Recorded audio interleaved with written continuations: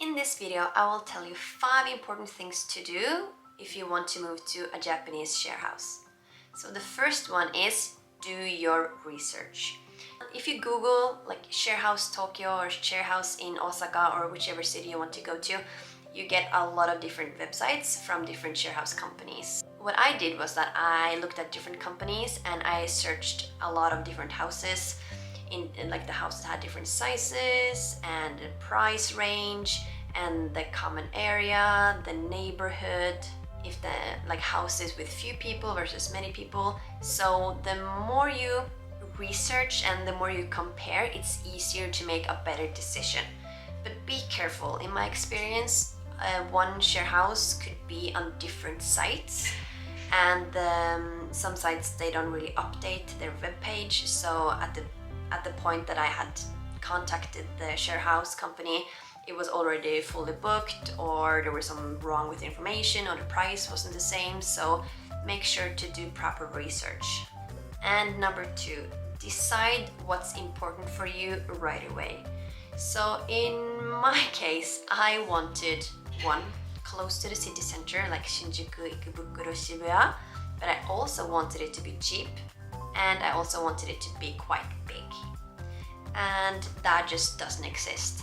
So I actually have a video up about me going to different share houses, and none of them were up to my standards, because in the end I dropped the close to city center because connecting with other people was more important to me in the end.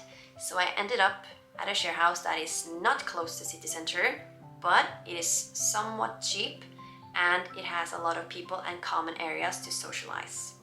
So when you do your research, number 1, so when you do your research, make sure that you try to narrow it down quite quickly so that you can search for the house that is the right choice for you. So you need to think about your priorities, what is important to you, and then narrow it down.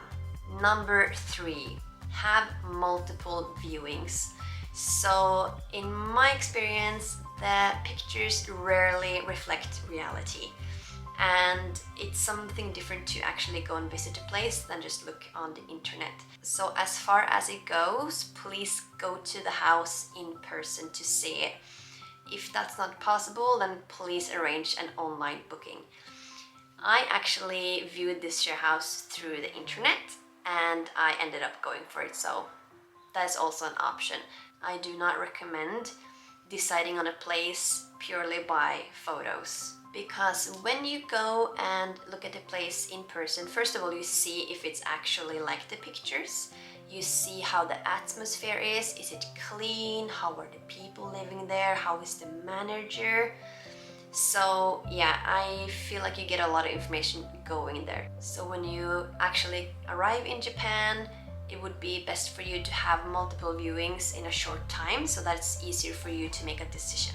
Number 4, read the contract carefully. Some share house companies try to be a little bit tricky with their information on their website, so be careful to read everything. Also remember that the price stated on the website is usually only the rent. In Japan, there's a difference. So you have the rent, which is for the room, and then you have utilities, which is like gas, water, internet, etc. So usually when you see the price on the internet, that's only for the room. So make sure to check out what the utilities are. And utilities are usually between 5,000 yen and 20,000 yen. And lastly, number 5, trust your gut. If something doesn't sit right with you, if the website seems shady, if the manager doesn't really give you a good vibe, if the house is dirty, or it just doesn't feel like a place that you would like to live in, then don't go for that place. So the general rule is that if you're gonna live here in Japan, you have 2 weeks to decide on a place to live.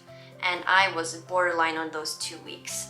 And that was because as I said earlier, I wanted close to city center, cheap and big, and I just couldn't get that. So it took me a while to figure out where I wanted to live, but I chose this place and I'm very happy about it. And as I said, I only had the online viewing of the house, but the manager seemed really nice and she showed me around on her phone so I could look at the house, and I felt like I could trust her. I felt like the house looked clean I didn't really meet the people, so that's the difference between going there in person and online.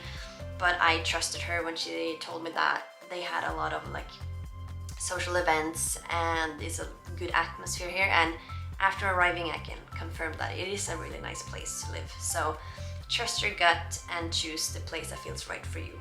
And that's it. That is my top 5 things to think about and do before moving to a Japanese share house.